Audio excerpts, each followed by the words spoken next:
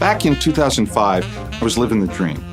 Oh my gosh, I was living in New York City, and a musical that I'd written with my friend, The Ark, was going to be off Broadway. And I thought, this is my destiny. I could just see my future unfolding before me. What I didn't realize is that whatever is written in the stars is not as powerful as what's written in the New York Times. And we got crucified. And it didn't last very long. It broke my heart. I was crushed. And I think I know something about heartache. And then a year goes by, and I find out what heartache's really about. My son comes out and says, Dad, I can't do it anymore. I'm gay. And I've tried to do everything you said. Went on my mission, I was an Eagle Scout, and I don't know how to get through it. And the stuff that you have tried to tell me about this has not been helpful. Well, it broke my heart in a real heartbreaking way. And so I thought, well, I need some answers from heaven. So I started praying like I'd never prayed before. How do I help my son get through this? How do I hold my family together? I just begged God to talk to me. And it was the first time in my life that I felt like heaven was shut. It's shut down. I couldn't get past the ceiling. And I thought, well, this is a little challenge. Well, you think that for a week or two or a month or two. But 2 years, and you start asking yourself, wait a minute, what if I got it wrong? Not just church stuff or policy stuff. What if the issue with, is there really a God who hears my prayers? Does he know me?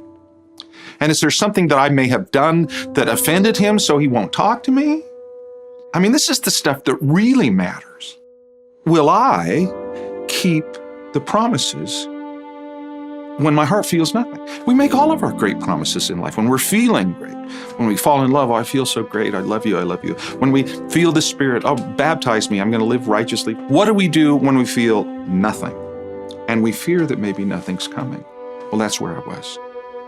So I got on my knees, and I'd prayed before a lot, and I'd had prayers I believed were answered, but it'd been so long. And I said, I don't know if you're hearing this. I'm going to quit whining and moaning about this. I'm going to trust you. I'm going to trust that there's a reason that I can't feel your presence. There's a reason that I feel so abandoned. I'm going to trust that you're smarter than I am, that you get this better than I do, and at some point, and I don't feel like it'll ever happen, but at some point, you'll communicate with me, and I'll feel your love, and I won't feel so lost. I hadn't given up hope, but I'd given up trying to make myself feel something or to say, what's wrong with me? After 9 years of this faith crisis, I had this extraordinary experience. I went into my study, I'm a songwriter, and for 10 days, it was like I got downloads of songs, just kind of almost out of the blue. Because I had been wondering, what's Jesus really like? Did I just borrow my idea of Jesus, or did I really have an understanding of what he was like? I realized that when I reviewed the 10 or 12 songs that had come during those 10 days, that my answer about who Jesus was and how he felt about me and how I was going to move forward came in songs. And that's when this revelation that kind of changed my life happened.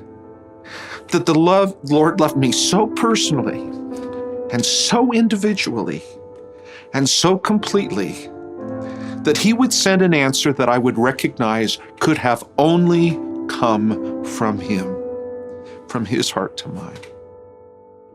I don't know how else to describe it. I was overwhelmed with grace. And then I thought, why did this take 9 years? As I tried to process the story that I've been sharing with you, I started to make some notes. Were there times that Jesus was there and I didn't see him? Because I had decided in advance, I know how to get answers to my prayers. And they come in this box. This is how God answers prayers, like this. Every prayer he's ever answered for me came this way. Well, what if he was answering me outside the box? What if there were ways he was trying to give me hope and reassure me and talk to me, and it just went over my head because I couldn't see it. You know, you talk about being humbled, and I listed 25 things that had happened where the Lord was reaching out to me. It was a discovery of the fact that for 9 years, the Lord had not been punishing me by not talking to me. He was trying to teach me that even when I couldn't see it, His grace was trying to save me.